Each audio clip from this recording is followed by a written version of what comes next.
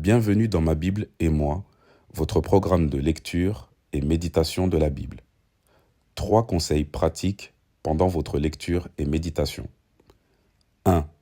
Le mode avion ou le mode ne pas déranger de votre téléphone est fortement recommandé pour éviter les notifications en pleine lecture. 2. Veillez à ce que vous ayez le moins de bruit possible autour de vous. 3. Parlez et citez à haute voix ce que vous lisez. 5 phrases clés à retenir pour votre lecture et votre méditation. 1. Je lis ma Bible d'abord pour moi. 2. Lire ma Bible est une manière d'apprendre à connaître Dieu. 3. Quand j'ouvre ma Bible, c'est Dieu qui me parle. 4. Ma connaissance, c'est Jésus-Christ. 5. Quand j'ouvre ma Bible, je nourris ma relation avec Dieu. Nous passons à la lecture. Matthieu chapitre 6. Gardez-vous de pratiquer votre justice devant les hommes, pour en être vus. Autrement, vous n'aurez point de récompense auprès de votre Père qui est dans les cieux. Lors donc que tu fais l'aumône, ne sonne pas de la trompette devant toi, comme font les hypocrites dans les synagogues et dans les rues, afin d'être glorifiés par les hommes. Je vous le dis en vérité, ils reçoivent leur récompense. Mais quand tu fais l'aumône, que ta main gauche ne sache pas ce que fait ta droite, afin que ton aumône se fasse en secret, et ton Père qui voit dans le secret te le rendra. Lorsque vous priez, ne soyez pas comme les hypocrites, qui aiment à prier debout dans les synagogues et au coin des rues pour être vus des hommes. Je vous le dis en vérité, ils reçoivent leur récompense. Mais quand tu pries, entre dans ta chambre, ferme ta porte, et prie ton Père qui est là dans le lieu secret, et ton Père qui voit dans le secret te le rendra.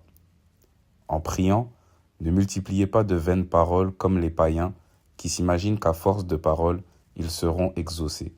Ne leur ressemblez pas, car votre Père sait de quoi vous avez besoin avant que vous le lui demandiez. Voici donc comment vous devez prier. Notre Père qui est aux cieux, que ton nom soit sanctifié, que ton règne vienne, que ta volonté soit faite sur la terre comme au ciel. Donne-nous aujourd'hui notre pain quotidien. Pardonne-nous nos offenses, comme nous aussi nous pardonnons à ceux qui nous ont offensés. Ne nous induis pas en tentation, mais délivre-nous du malin. Car c'est à toi qu'appartiennent, dans tous les siècles, le règne, la puissance et la gloire. Amen. Si vous pardonnez aux hommes leurs offenses, votre Père céleste vous pardonnera aussi. Mais si vous ne pardonnez pas aux hommes, votre Père ne vous pardonnera pas non plus vos offenses.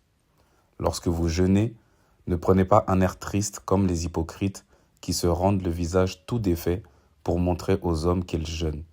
Je vous le dis en vérité, ils reçoivent leur récompense. Mais quand tu jeûnes, parfume ta tête et lave ton visage, afin de ne pas montrer aux hommes que tu jeûnes, mais à ton Père qui est là dans le lieu secret, et ton Père qui voit dans le secret te le rendra. Ne vous amassez pas des trésors sur la terre, où la teigne et la rouille détruisent, et où les voleurs percent et dérobent. Mais amassez-vous des trésors dans le ciel, où la teigne et la rouille ne détruisent point, et où les voleurs ne percent ni ne dérobent. Car là où est ton trésor, là aussi sera ton cœur. L'œil est la lampe du corps. Si ton œil est en bon état, tout ton corps sera éclairé. Mais si ton œil est en mauvais état, tout ton corps sera dans les ténèbres. Si donc la lumière qui est en toi est ténèbres, combien seront grandes ces ténèbres? Nul ne peut servir 2 maîtres, car ou il haïra l'un et aimera l'autre, ou il s'attachera à l'un et méprisera l'autre. Vous ne pouvez servir Dieu et Mammon. C'est pourquoi, je vous dis, ne vous inquiétez pas pour votre vie, de ce que vous mangerez, ni pour votre corps, de quoi vous serez vêtus. La vie n'est-elle pas plus que la nourriture, et le corps plus que le vêtement?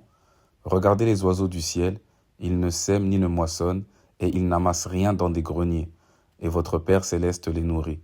Ne valez-vous pas beaucoup plus qu'eux? Qui de vous, par ses inquiétudes, peut ajouter une coudée à la durée de sa vie? Et pourquoi vous inquiétez au sujet du vêtement? Considérez comme croissent les lys des champs, ils ne travaillent ni ne filent. Cependant, je vous dis que Salomon, même dans toute sa gloire, n'a pas été vêtu comme l'un d'eux.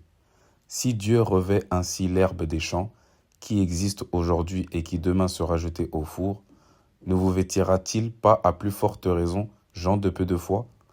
Ne vous inquiétez donc point, et ne dites pas, que mangerons-nous, que boirons-nous, de quoi serons-nous vêtus? Car toutes ces choses, ce sont les païens qui les recherchent. Votre Père céleste sait que vous en avez besoin. Cherchez premièrement le royaume et la justice de Dieu, et toutes ces choses vous seront données par-dessus. Ne vous inquiétez donc pas du lendemain, car le lendemain aura soin de lui-même. À chaque jour suffit sa peine. Fin de la lecture. 5 points ont été relevés dans ce chapitre. 1. Jésus enseigne sur l'amour. 2. Jésus enseigne sur la prière. 3. Jésus enseigne sur le jeûne. 4. Jésus enseigne sur l'impossibilité de servir deux maîtres. 5. Jésus enseigne sur les soucis et les inquiétudes. À la suite de votre lecture et votre méditation, n'hésitez pas à nous partager en commentaire les points que vous avez relevés de ce chapitre. Rendez-vous au prochain épisode.